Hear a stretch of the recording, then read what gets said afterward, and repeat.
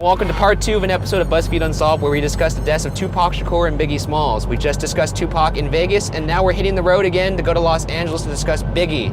So, let's get into it. On March 9th, 1997, at the Peterson Auto Museum in Los Angeles, Christopher Wallace, aka Biggie Smalls, or the notorious B.I.G., was attending a Soul Train Awards after-party.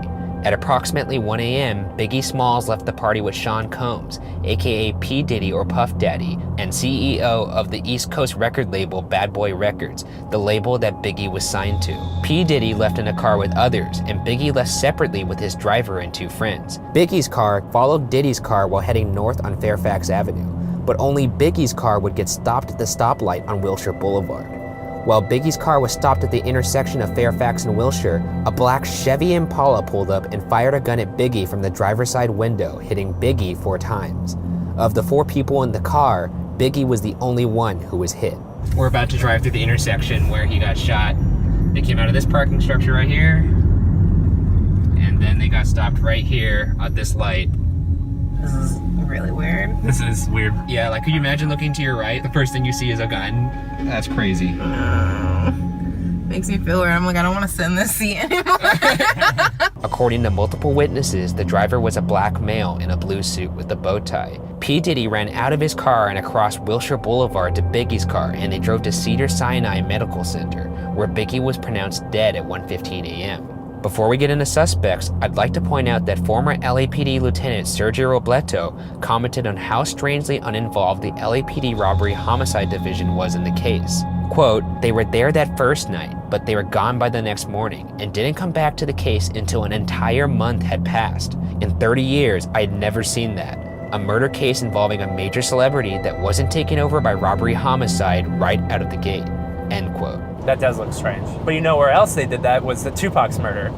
That's true. It's 2 different precincts too. Yeah. LAPD and Las Vegas. So if this is a cover-up, this person's reach is crazy. That being said, this case is different from Tupac's in that I could only find one theory that seems to have legitimate evidence. However, it is a very solid theory. The theory from former LAPD detective Russell Poole is that Suge Knight, former CEO of the West Coast record label Death Row Records, along with corrupt LAPD cops, killed Biggie Smalls. Suge Knight's possible motive was to avenge the death of Death Row Records star artist Tupac, who some suspect was murdered by Biggie. Suge Knight can't catch a break, man. Everyone is after this dude. If the hat fits, though.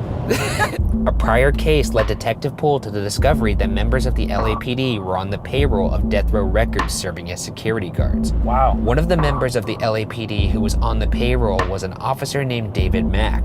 Suge Knight's connection to Mack is critical because not only was Mack there the night of the party, but Mack also owned a black Impala like the one seen at the scene of the crime. David Mack was also affiliated with an alleged hitman named Amir Muhammad, who knew Mack in college. Amir Muhammad happens to eerily match the description of the shooter, leading Detective Poole to believe that Suge Knight hired Muhammad for the hit on Biggie. When Detective Poole presented his case to his superiors, he said he was told, quote, "We're not going that way," end quote. Crazy. I don't want to say corruption. He didn't say, "No, you're wrong." He didn't say, "That's stupid." He said, "No, don't look that way." That's always the sentiment of an innocent man. Additionally, multiple people claim Suge Knight ordered the hit on Biggie. One of these people was a prison informant named Mario Hammonds, who after Biggie's death claimed Suge Knight said, quote, "My people handled the business. They took care of him. We just missed Puffy," end quote. Question, was Suge Knight at this party? Yeah, he must have been if it was a Soul Train. Wait, what? Is that not a music award? Suge Knight had to be there. It was a Soul Train Awards. That's not what I meant at all. It kind of seems like that's what you meant. Of course, this person who's in the music world would have to be there. Fuck you guys. In 2002, Biggie's mother, Valletta Wallace, filed a wrongful death lawsuit that prompted further investigation. Investigators spoke to witness Eugene Deal, Diddy's former bodyguard, who described a man that was lurking outside near Diddy after the party. Deal said the man walked north, toward where the black Impala would eventually appear from. When shown a lineup of photographs, Deal picked out the man he saw. The man was Amir Muhammad. That's pretty strong evidence.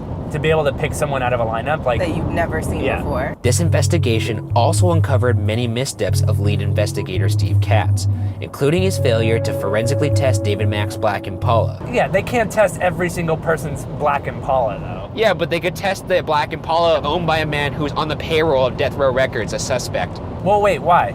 Because he's a Black Impala that matches the one at the scene of the crime. Next person was at the party the night that it went down. This person had a car that matches the one seen at the scene of the crime. You should ask that person some questions. All right, fair enough. Additionally, lead detective Katz did not interview Amir Muhammad. Wow. Katz also reportedly forgot to turn in over 200 pages of documents hidden in his drawers at work that included key testimony describing in detail the involvement of another LAPD officer in the murder of Biggie Smalls. As a result of the hidden evidence, the judge declared a mistrial in the wrongful death lawsuit. That pesky paperwork is at home, so we can't do anything about it. Mistrial! Biggie's family refiled their wrongful death lawsuit in 2007, continuing to accuse the LAPD of a conspiracy, but this lawsuit was dismissed. And it gets worse. In 2011, the case was reopened when the FBI's file on Biggie was released and revealed Biggie was shot by Gecko 9mm armor-piercing ammunition. What? An ammunition so rare that there are only 2 distributors of it in the United States. What? And the same type of ammunition was found in none other than David Mack's home. What? The cop? Super rare ammunition found only Yeah. 2 places in the US. Yeah. Found in Biggie, found at this guy's house. Irrelevant. He was like, the murderer didn't write his initials on the bullet, so there's no way we could trace him back to him. In 2015, Detective Russell Poole died from a heart attack. Quote unquote. No, he died from a heart attack. And unfortunately, no arrests in connection with the Biggie Smalls case were ever made. However, it is worth mentioning that in 2015, Suge Knight ran over 2 men with his car. One of the men died, and Knight is currently in jail awaiting trial. If you're that big of a mastermind at killing people, you don't just go run over 2 guys in your car. True. But then we don't know if he intentionally meant to go run over those guys. And I know a lot of brilliant people that are shitty drivers. Are you talking about me? Well, dude. Or are you talking about yourself? The person who didn't fill the gas up in his car. As always, there are wild theories out there that have pretty much no legitimacy to them. Some people believe the FBI killed Biggie and Tupac to put an end to the violent East Coast versus West Coast rap rivalry. And some people even insist that Biggie is still alive, although this isn't as popular as it is with Tupac. You know what I like about that theory is that they're all still alive and they're all friends. You know, both with like Biggie and Tupac, their albums had to deal with a lot with death. And so like I know that a lot of people felt like that played into why they thought he was still alive. Actually, so there's one theory that I thought that you'd maybe talk about.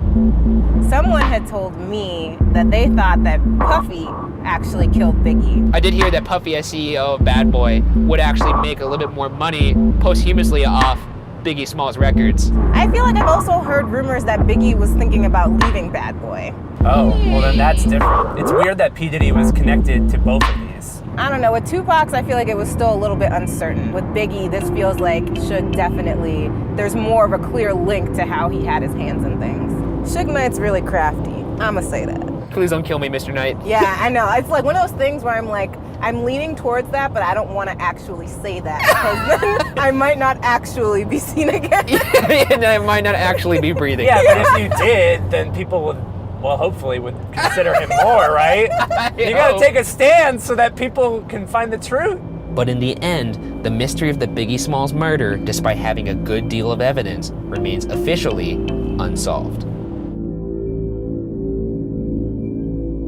3.9 miles to the gas station. How did we run out of gas? 2 miles. Get out of my way, truck. 1 mile. Any second now, we're gonna stop moving. The shell's there. I'm gonna coast through the stop sign. Oh no, come on!